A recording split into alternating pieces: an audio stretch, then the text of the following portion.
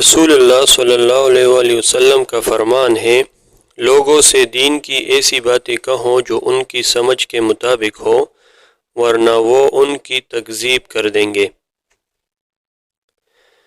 نظام قدرت کی بقا کے لیے گنہگاروں کی بھی ضرورت ہے۔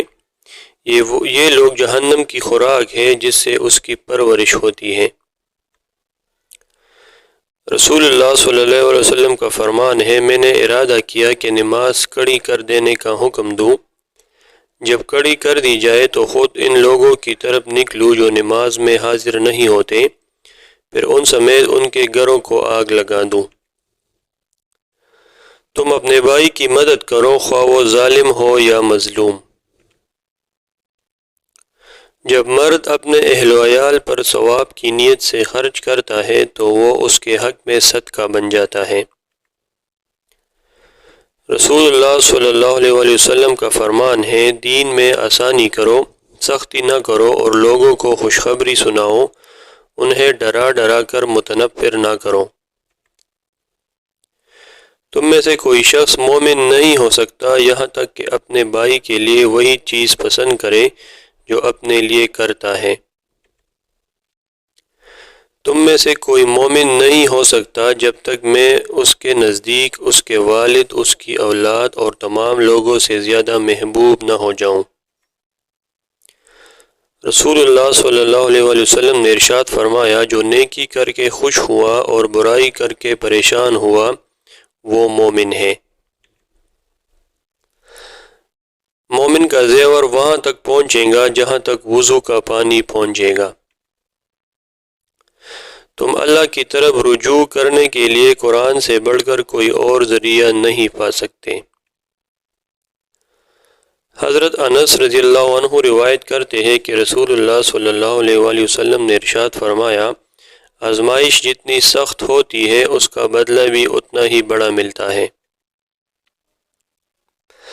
حضرت عائشہ رضی اللہ عنہ سے روایت ہے کہ ایک شخص نے نبی اکرم صلی اللہ علیہ وآلہ وسلم سے عرض کیا، میری والدہ کا اچانک انتقال ہو گیا ہے، انہیں اگر بات کرنے کا موقع ملتا تو وہ ضرور صدقہ کی وصیت کرتی، کیا میں ان کی طرف سے صدقہ کر سکتا ہوں؟ آپ صلی اللہ علیہ وآلہ وسلم نے فرمایا، ہاں ضرور کر سکتے ہو۔ رسول اللہ صلی اللہ علیہ وآلہ وسلم کا فرمان ہے، لوگوں کی عورتوں کو پاک دامن رہنے دو، تمہاری عورتیں پاک دامن رہے گی۔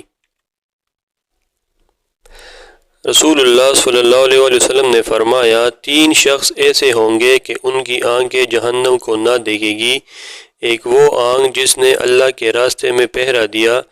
دوسری وہ آنکھ جو خشیت الہی سے اشکبار ہوئی،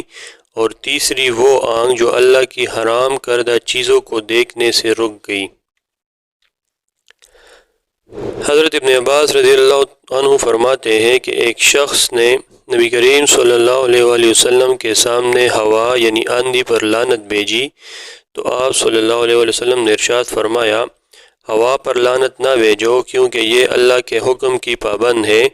اور جو شخص کسی ایسی چیز پر لعنت بھیجے جو لعنت کی مستحق نہیں تو وہ لعنت واپس اسی پر لوٹتی ہے۔ رسول اللہ صلی اللہ علیہ وآلہ وسلم نے ارشاد فرمایا، چار چیزیں جب تمہیں مل جائے تو دنیا کی کسی چیز کے نہ ملنے پر افسوس نہ کرنا: امانت کی پاسداری کرنا، گفتگو میں سچ بولنا، حسن اخلاق اور حلال اور پاکیزہ روزی۔ حضرت ابو ہریرہ رضی اللہ عنہ سے مروی ہے کہ رسول اللہ صلی اللہ علیہ وآلہ وسلم نے ارشاد فرمایا،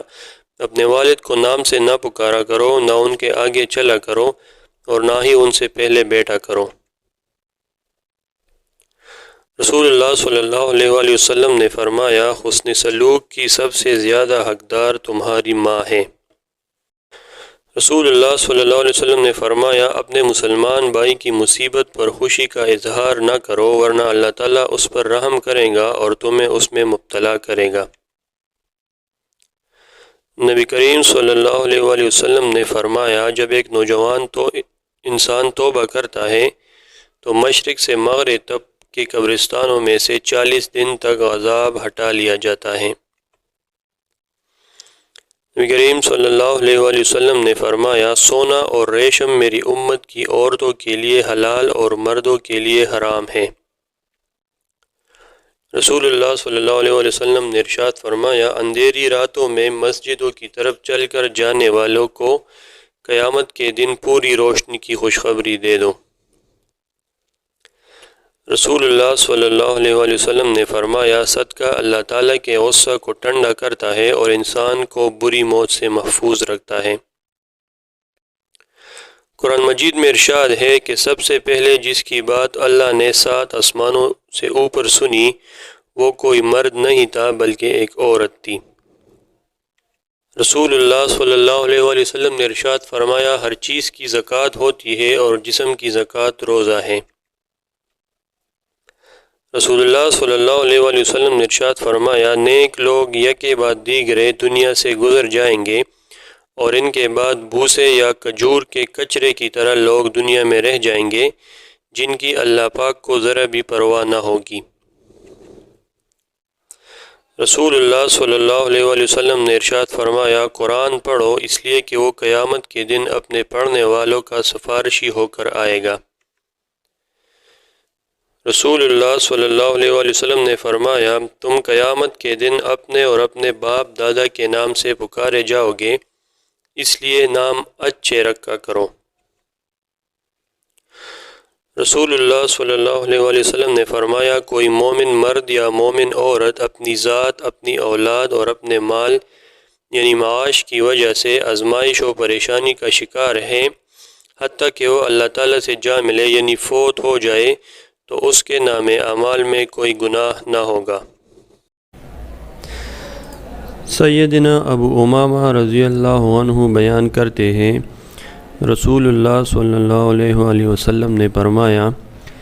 میں ذمہ دار ہوں ایک محل کا جنت کی ایک جانب میں اس شخص کے لیے جو جھگڑا چھوڑ دے اگرچہ حق پر ہو، اور ایک محل کا جنت کے درمیان میں اس شخص کے لیے جو جھوٹ چھوڑ دے اگرچہ مزاح ہی میں ہو، اور جنت کی اعلیٰ منازل میں ایک محل کا اس شخص کے لیے جو اپنے اخلاق کو عمدہ بنا لے۔ رسول اللہ صلی اللہ علیہ وآلہ وسلم نے فرمایا سیدنا جابر رضی اللہ عنہ سے مروی ہے کہ رسول اللہ صلی اللہ علیہ وآلہ وسلم سورہ سجدہ اور سورہ ملک کی تلاوت کیے بغیر نہیں سوتے تھے۔ رسول اللہ صلی اللہ علیہ وآلہ وسلم نے فرمایا بے شک آدمی گناہ کا ارتکاب کرنے کی وجہ سے رزق سے محروم کر دیا جاتا ہے اور کوئی چیز تقدیر کو رد نہیں کر سکتی ماں سوائے دعا کے، اور صرف نیکی ہی ہے جو عمر میں اضافہ کرتی ہے۔ رسول اللہ صلی اللہ علیہ وآلہ وسلم نے فرمایا سیدنا سلمان فارسی رضی اللہ عنہ سے مروی ہے کہ اللہ تعالیٰ نے کہا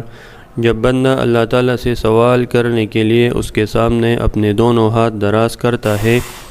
تو وہ اس سے شرماتا ہے کہ ان کو خالی واپس کر دے۔ رسول اللہ صلی اللہ علیہ وآلہ وسلم نے فرمایا سیدنا انس بن مالک رضی اللہ عنہ سے مروی ہے کہ نبی کریم صلی اللہ علیہ وآلہ وسلم نے فرمایا اللہ تعالیٰ فرماتے ہیں جیسے میرے بندے کا میرے بارے میں گمان ہوتا ہے میں ویسے ہی اس کے ساتھ پیش آتا ہوں،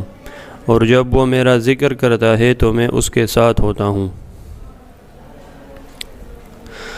رسول اللہ صلی اللہ علیہ وآلہ وسلم نے فرمایا نہیں ہے کوئی آدمی جو مجھ پر درود بھیجے مگر اللہ تعالیٰ میری روح مجھ پر لوٹاتے ہیں یہاں تک کہ میں اس کے سلام کا جواب دیتا ہوں۔ رسول اللہ صلی اللہ علیہ وآلہ وسلم نے فرمایا جب آدمی 3 بار جہنم سے پناہ مانگتا ہے تو جہنم کہتی ہے اے اللہ اس شخص کو مجھ سے پناہ دے دے۔ اس طرح جب آدمی 3 بار جنت کا سوال کرتا ہے تو جنت کہتی ہے اے اللہ اس کو میرے اندر داخل کر دے۔